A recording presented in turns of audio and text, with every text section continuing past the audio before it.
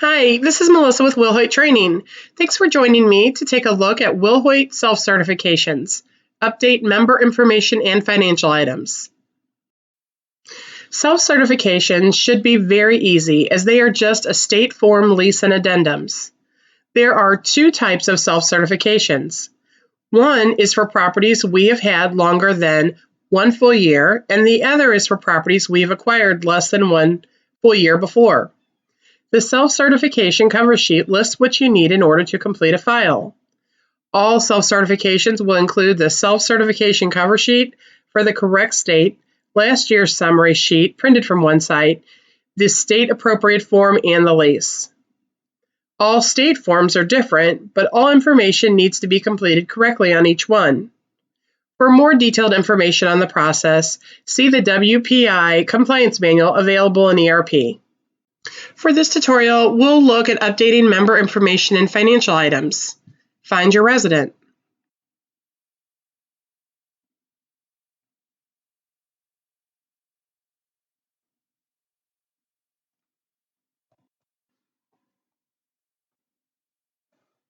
Click View next to their name. The resident gave us a new phone number and email address. To enter this information, I'm going to stay on the summary page and under Contacts, select Edit. When the contact page opens, you can update the effective date if applicable and update the phone number and email address.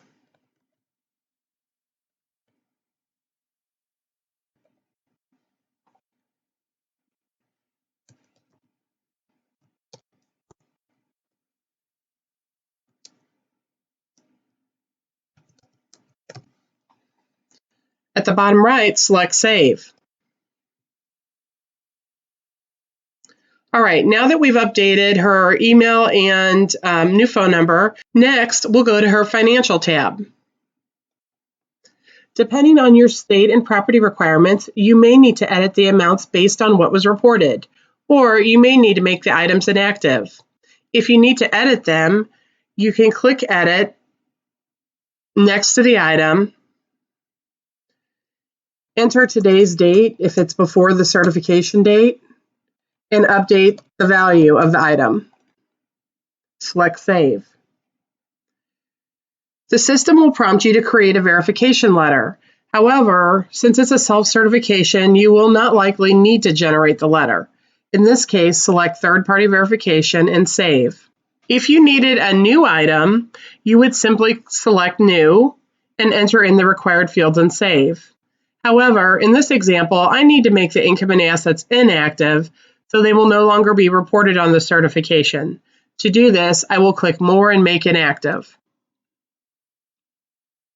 Use today's date.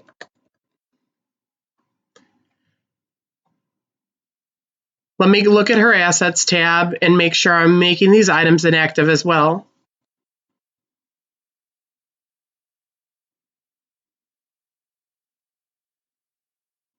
You'll also want to take a look at the Rental Assistance tab if there is any.